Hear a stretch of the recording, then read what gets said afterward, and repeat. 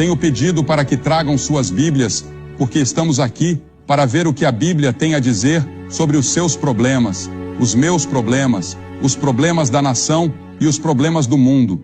Não o que outra pessoa tem a dizer, mas o que Deus tem a dizer. E quero que abram comigo no 2º capítulo do Evangelho de João. O 2º capítulo do Evangelho de João. No versículo 23, a Escritura diz: estando ele em Jerusalém pela festa da Páscoa, muitos, vendo os sinais que fazia, creram no seu nome. Mas o próprio Jesus não confiava neles, porque a todos conhecia. E não precisava de que alguém lhe desse testemunho do homem, pois ele bem sabia o que havia no homem. Havia um homem entre os fariseus, chamado Nicodemos, um dos principais dos judeus. Este veio a Jesus de noite e lhe disse: Rabi, sabemos que és mestre, vindo de Deus, pois ninguém pode fazer estes sinais que tu fazes, se Deus não estiver com ele. E Jesus respondeu e lhe disse: em verdade te digo, que se alguém não nascer de novo, não pode ver o reino de Deus.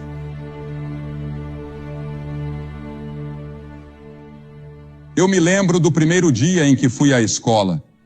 Eu estava com muito medo. Naqueles dias, precisávamos caminhar para a escola cerca de 2 ou 3 quilômetros e voltar caminhando de tarde, depois que a escola acabava. E minha mãe tinha preparado um pequeno lanche para eu comer na hora do recreio. Ninguém me disse que haveria 2 intervalos. Então tivemos um intervalo, por volta das 10 ou 10h30, para sairmos e nos alongarmos um pouco.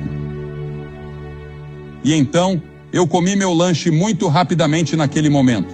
Bem, quando o horário do almoço chegou, às 12h30, eu não tinha mais nada para comer. Nunca esquecerei esse dia enquanto viver. Em outra ocasião, eu entrei no ônibus pelo lado errado, ou de alguma forma me confundi. Isso foi 4 anos depois. O diretor saiu e me puxou pela orelha. Acho que uma parte dela ainda está faltando. Mas há algum tempo, Bill Hybels disse em um de seus sermões que tantas mudanças estão acontecendo rapidamente que nem percebemos o quanto isso nos afeta. Ele disse que vivemos em uma era de sobrecarga de informação. Você e eu temos acesso a mais informações, dados, fatos, notícias e conhecimento do que qualquer pessoa na história. E a quantidade de informação no mundo está dobrando a cada 5 anos. Recebemos informações através de revistas e jornais e dizem que esquecemos até 80% em 24 horas. E praticamente tudo será esquecido quando alcançarmos a eternidade. Nicodemos, o homem de quem estávamos lendo na Bíblia, era um grande líder religioso, e ele veio de noite. Provavelmente ele tinha medo de críticas, ou desejava uma conversa privada com Jesus. Talvez esse fosse o único horário que Jesus poderia lhe dar. Ou talvez ele estivesse pensando em se comprometer de uma nova maneira. Muitos de vocês têm pensado há muito tempo sobre religião e cristianismo. Vivemos em um mundo revolucionário e em constante mudança.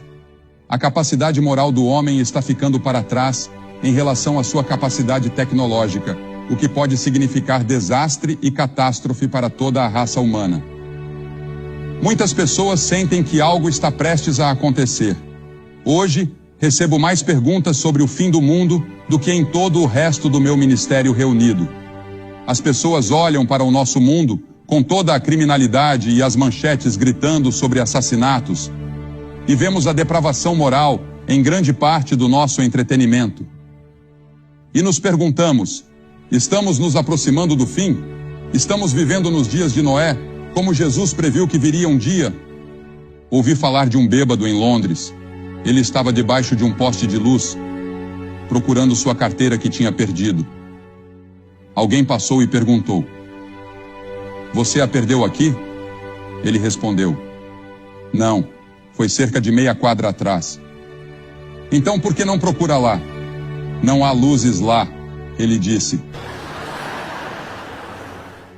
Buscar é importante. Buscar propósito e significado é muito importante. Você tem propósito e significado na sua vida? Eu já contei várias vezes sobre um menino de 10 anos que foi até sua mãe e perguntou: "Mãe, como eu nasci?" E ela respondeu: "A cegonha trouxe você." Então ele foi até sua avó e perguntou: "Vovó, como você nasceu?" Ela disse: "A cegonha me trouxe." Ele perguntou: "E como minha mãe nasceu?" "Bem, a cegonha trouxe ela também."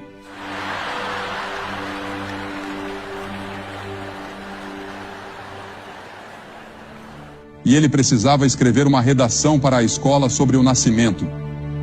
Ele escreveu em seu trabalho: "Não houve um nascimento natural em nossa família em 3 gerações."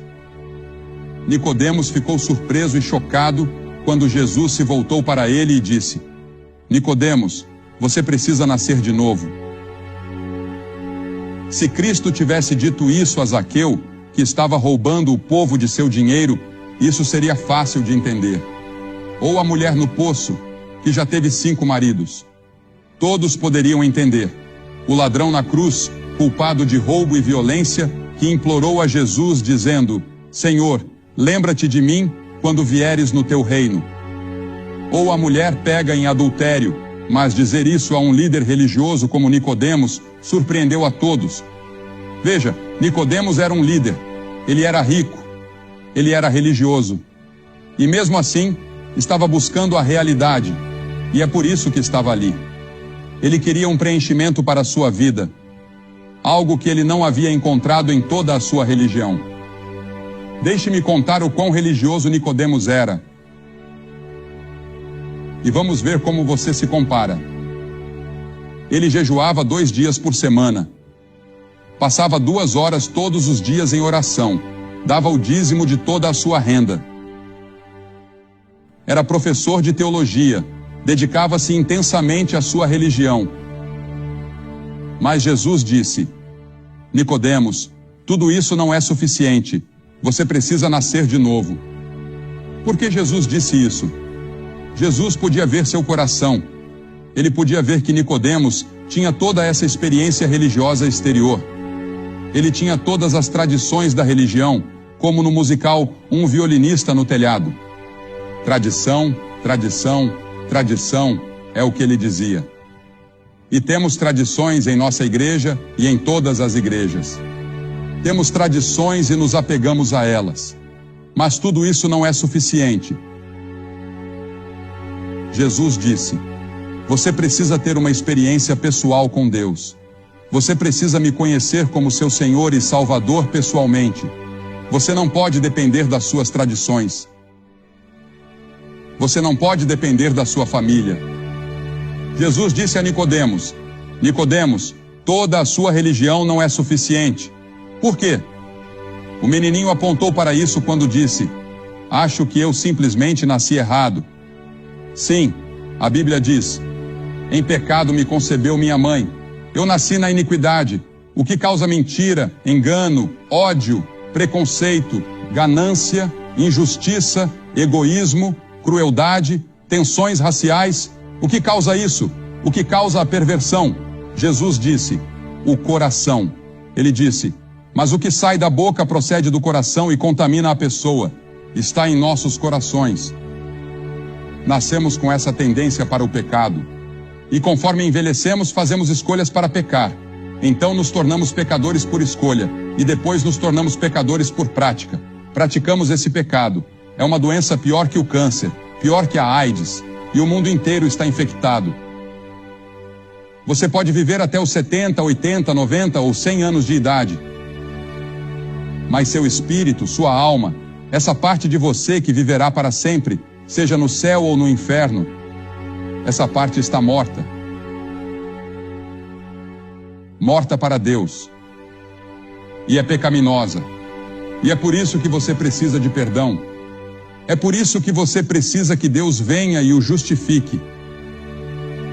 Você sabia que nesta noite, antes de sair daqui, você pode ser justificado diante de Deus como se nunca